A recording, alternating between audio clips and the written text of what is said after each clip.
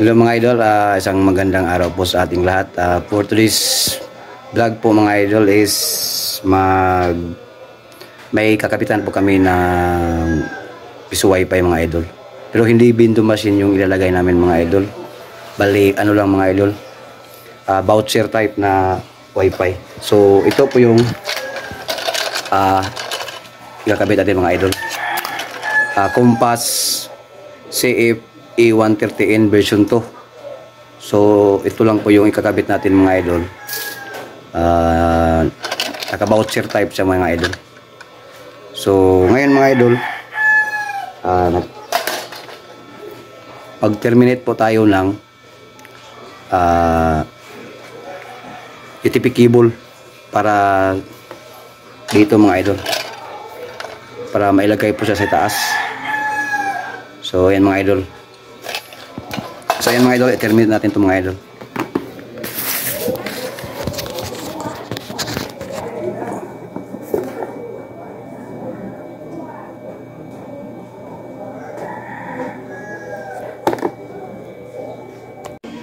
So ayan mga idol, tapos na po natin na terminate.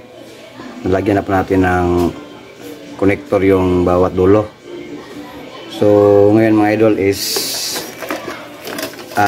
ready na po itong mga gamit natin para maikabit na natin doon sa pagkabitan natin mga idol.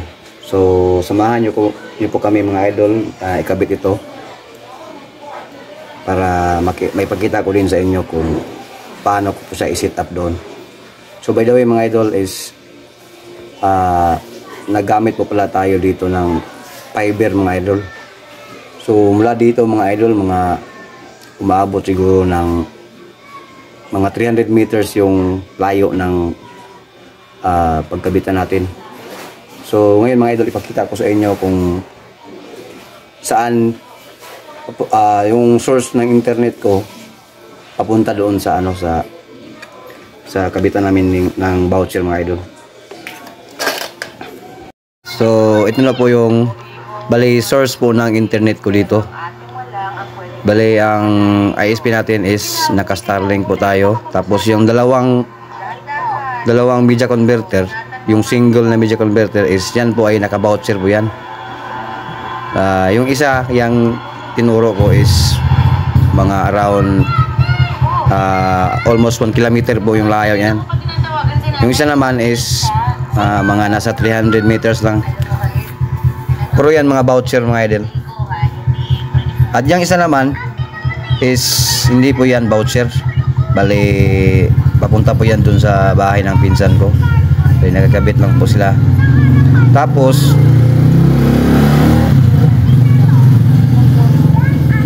dyan naman ako maglalagay ng isang UTP cable para sa voucher na ikakabit namin ngayon.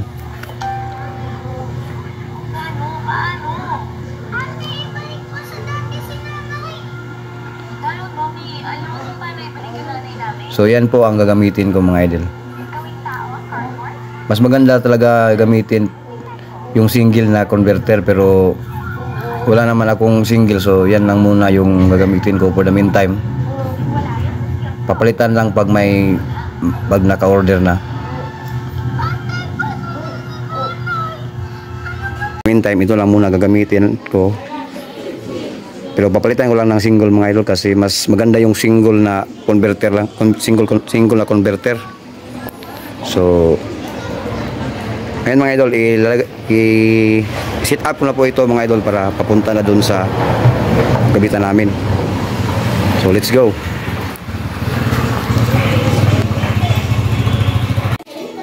Midjakon. Ito mga ini ba makikita dito.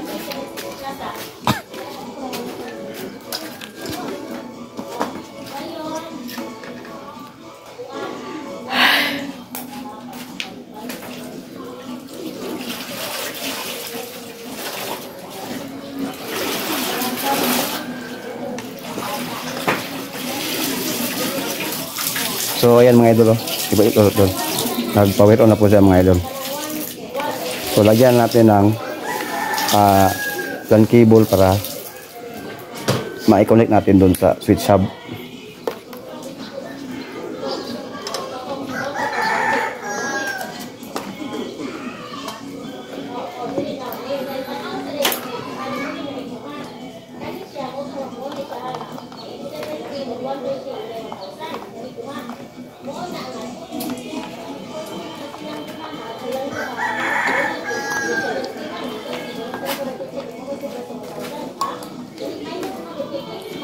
So ayan mga idol, nag-power na po yung, nag-on na po yung power 4X kasi nalagyan na natin ng UTP cable. Tapos dito mga idol sa switch hub, itong yellow na port, yellow na LAN cable, nag-ilaw na din yung switch hub.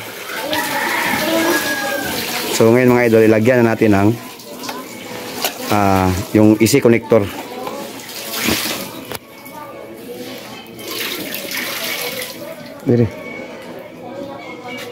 So ito po yung EC connector mga idol na papunta doon sa market.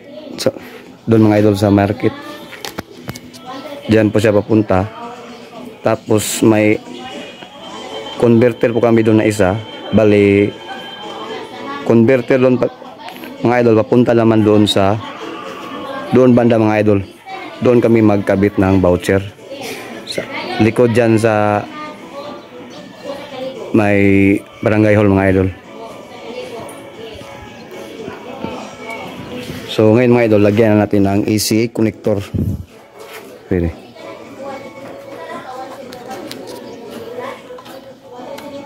So ayan na mga idol.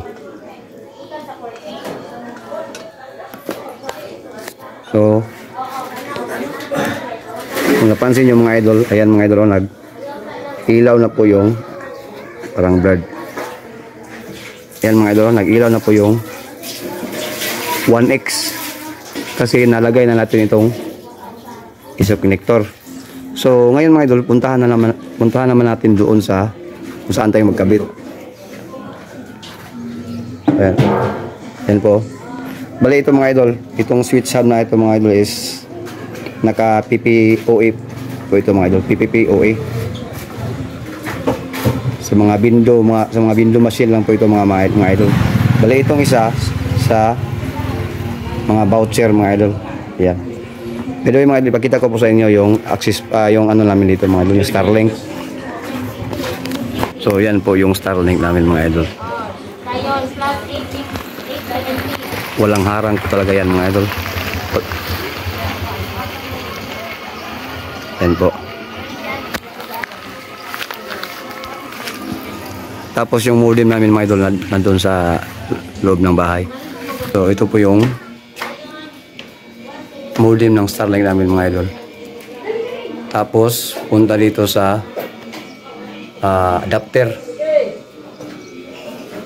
Tapos adapter papunta naman siya dito sa Microtech. Ngayon mga idol is pupunta na po tayo doon kung saan kami kabit ng piso wifi na voucher. So let's go. So ayan mga idol, andito na po tayo kung saan tayo maglagay ng piso wifi na voucher type. So ito na po yung fiber na galing doon sa market. Tapos galing sa market papunta naman doon sa bahay namin, sa main source namin ng internet. So ito po siya. Tapos yan mga idol, nakailaw na po yung media converter kasi na ilagay ko na po yung access point. So ayan po. So ngayon mga idol is wala pa po kaming mataas na tubo. So for the meantime po mga idol is dito lang muna sa haligi namin ilalagay. Saka na namin ilagay sa taas pag makabili na kami ng tubo or makakuha kami ng kawayan man lang. For the meantime dito lang siya muna sa haligi para magamit na po dito sa mga client, mga tao dito mga idol for the meantime. Kung napansin nyo po ito mga idol, may bindo po dito. Sira na po ito mga idol. Napag-isipan namin mga idol na palitan na lang namin ng voucher type kasi malaki po yung aayusin ng bindo na yan kasi nasira po yung board niya talaga mismo, nabasa po ng ulan. Pag naayos na po namin itong bindo mga idol is bali i-deploy na lang po namin to sa ibang lugar. Sayang kasi mga idol pag wala kaming ilalagay na alternate dito kasi marami pong nagkukunik sa piso wifi na to dati, yung hindi pa siya nasira, kaya pinalitan namin siya nito ng itong piso wifi na voucher type. Bali ito na po siya mga idol. Nag-ilaw na po yung lahat ng ilaw ng media converter kasi nalagay ko na po yung fiber tsaka UTP cable. Tapos yung POE adapter ng compass is nag-ilam na din po. Ayan po, kulay white. So ngayon mga idol is ipapakita ko po sa inyo kung gaano kadami ang bahay dito sa area na to mga idol. Ayan po, sa harap lang po yan. Marami pa dyan sa likod, kaya sayang po kung wala tayong ilagay na pang alternate na piso wifi.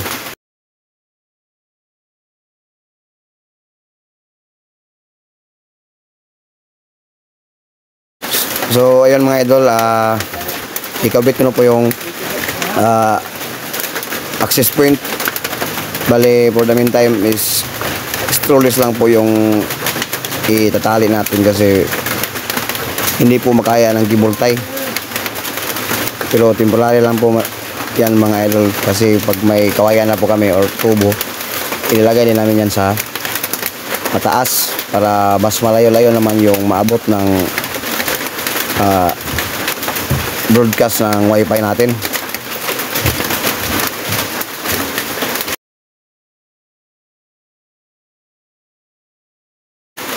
Bali ito na po, naikabit ko na po yung access point.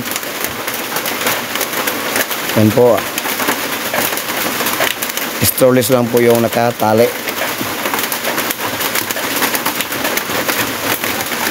Yan po mga idol, yan na po yung forma niya. Tapos ngayon mga idol is try tayo mag login sa sa portal niya. Try natin kung may internet ba talaga na papasok sa wifi natin. So yan mga idol, nag connecting. So hintayin lang po natin ang yan mga idol. So bali lumalabas na po yung portal ng voucher natin. So ngayon try nating mag login ng isang voucher kung may internet ba po talaga.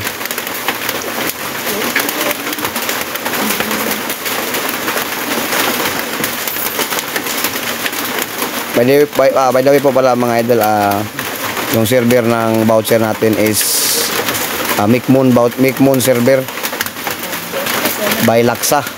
So yan mga idol, connected na po tayo sa wifi.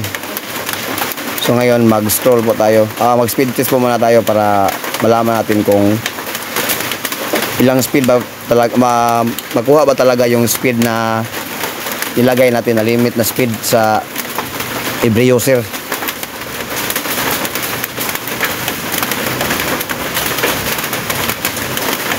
So yan po.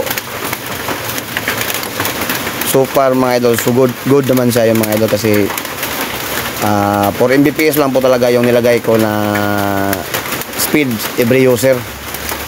So yan, nakuha naman po niya yung download. Bali 4.2 lang po yung nilagay ko dyan mga idol. 4 ang download, tapos 2 yung upload.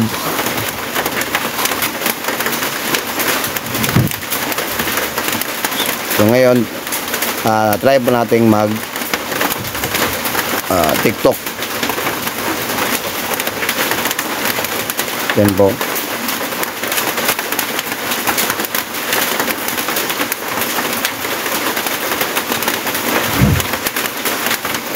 So ayan po, may internet pa talaga siya.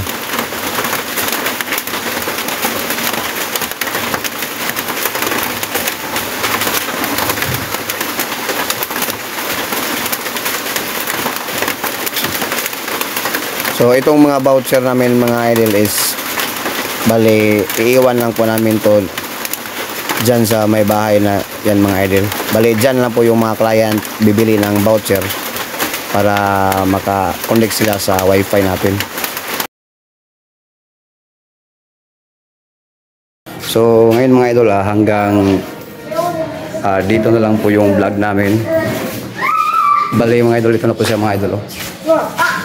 Naka-install na po siya dyan. Temporary lang po yan mga idol, pero pag may tubo na po kami mga idol, ilagay namin yan sa mataas para malayo-layo naman yung maabot niya.